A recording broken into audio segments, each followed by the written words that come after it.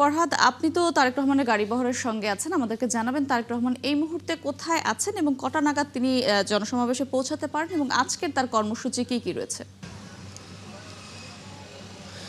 মৌটুসী তারেক রহমান কিন্তু অল্প কিছু সময় আগেই তার বাসভবন থেকে বেরিয়ে গেছেন। বেরিয়ে আমরা এখন পর্যন্ত আমরা যা দেখতে পাচ্ছি, তিনি এলিভেটেড এক্সপ্রেস ওয়েতে এখন রয়েছেন, অর্থাৎ বনানী থেকে তিনি এলিভেটেড এক্সপ্রেস ওয়েতে উঠেছেন। সেখান থেকে তিনি কিন্তু এয়ারপোর্টের কাছে নামবেন, নেমে এই রাস্তাটা দিয়ে যাবেন, অর্থাৎ এই এয়ারপোর্ট থেকে যে গাজীপুর পর্যন্ত যে রাস্তাটা এবং ময়মনসিংহ যে রাস্তাটা যাচ্ছে, এই রাস্তা দিয়ে তিনি যাবেন।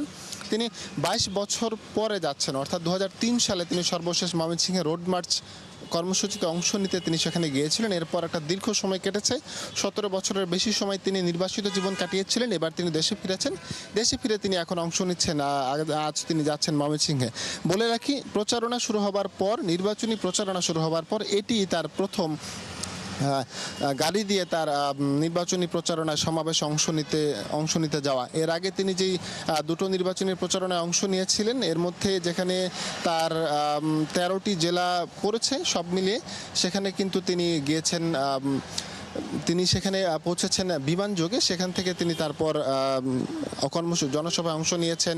আমরা সিলেটে দেখেছি, সিলেট থেকে তিনি আসার সময় তিনি মোট 7টি জেলা কর্মসূচিতে অংশ নিয়েছিলেন এবং দীর্ঘ সময় পর্যন্ত তার জন্য কিন্তু অপেক্ষা করেছে জনসাধারণ, যারা নেতা কর্মী সমর্থক যারা রয়েছেন। রাত 3টা বেজে যাওয়ার পরেও কিন্তু তারা অপেক্ষা করেছেন এবং তিনি যে একজন নেতা, তিনিও কিন্তু তিনি তার কর্মী এবং সমর্থকদের ভালোবাসার বহিঃপ্রকাশ হিসেবে তিনিও কিন্তু রাত 3টায় সেই সমাবেশে অংশ নিয়েছেন। আজ তিনি যাচ্ছেন ময়মনসিংহে। তিনি এখন এলিভেটেড এক্সপ্রেস ওয়েতে আছেন। কিছু সময়ের মধ্যেই তিনি নামবেন, নেমে তারপর এই রাস্তাটাতে যাবেন এবং তিনি সেখানে 2:30 তার সমাবেশে অংশ নেবার কথা রয়েছে। আমরা জানি 3.5 থেকে 4 ঘন্টা মোটামুটি লেগে যায় ময়মনসিংহ পৌঁছতে, অর্থাৎ আমরা আশা করতে পারি তিনি 2:30 থেকে 2:45 মধ্যেই তিনি সেই সমাবেশে পৌঁছবেন। তবে সবচেয়ে বড় কথা হচ্ছে তার যে একটা তার প্রতি সাধারণ মানুষের যে একটা আকাঙ্ক্ষা, যে ভালোবাসা, যে আগ্রহ, সেই আগ্রহের বহিঃপ্রকাশ হিসেবে আমরা বারবারই দেখেছি তিনি যখন এই সকল সমাবেশে কর্মসূচিতে তিনি অংশ নিয়েছেন, রাস্তার দুপাশ ঘিরে কিন্তু জনসাধারণ তার জন্য অপেক্ষা করছিল। আমরা এই বিষয়গুলো কিন্তু বারবার দেখতে পেয়েছি। এই অপেক্ষার ফল হিসেবে হয়েছে কি, তার যেই জনসমাবেশের যেই কেন্দ্রস্থল অর্থাৎ গন্তব্য, সেই গন্তব্যে পৌঁছতে তার কিন্তু আরও দীর্ঘ সময় লেগে যায়। আমরা যদি একটু বলতে চাই, সিলেটে তিনি যখন পৌঁছেছেন, সিলেট থেকে তার যে মৌলভীবাজার আসার কথা ছিল 1 ঘন্টার সময়ের রাস্তা, তার সেখানে 2 ঘন্টার বেশি সময় লেগেছে আসতে। আবার তার কর্মসূচির কথা ছিল ব্রাহ্মণবাড়িয়াতে বিকেল 4টা, কিন্তু সাধারণ মানুষের ভালোবাসায় তিনি এতটাই সিক্ত হয়েছেন যে সেখানে তার আস্তে আস্তে 9টা বেজে গিয়েছিল। এই যে একটা মানুষের আগ্রহ, এই যে একটা ভালোবাসা, এর বহিঃপ্রকাশ হিসেবে আমরা বলতে পারি যে তিনি সম্ভবত যে তার এই জনসমাবেশে ময়মনসিংহে পৌঁছতে তার একটা সময় লেগেই যাবে।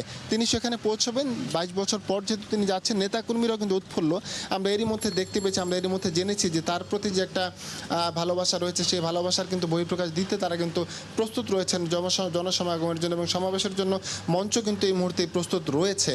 আর এরপর তিনি ময়মনসিংহের সমাবেশে অংশগ্রহণ করার পর তিনি আরও 2টি সমাবেশে অংশগ্রহণ করবেন ফেরার পথে। তার একটি হচ্ছে গাজীপুরে, যেটি 6টায় করার কথা রয়েছে, আর বাকি আরেকটি যে সমাবেশ, সেই সমাবেশ রয়েছে উত্তরার আজমপুরে।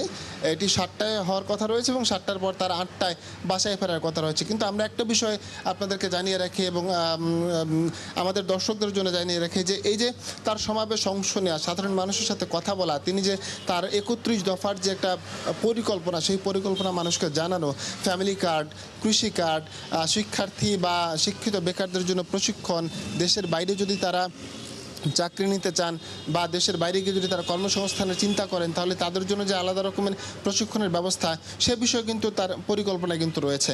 তো আমরা দেখতে পাচ্ছি তিনি আসছেন এবং তিনি ময়মনসিংহ পৌঁছবেন।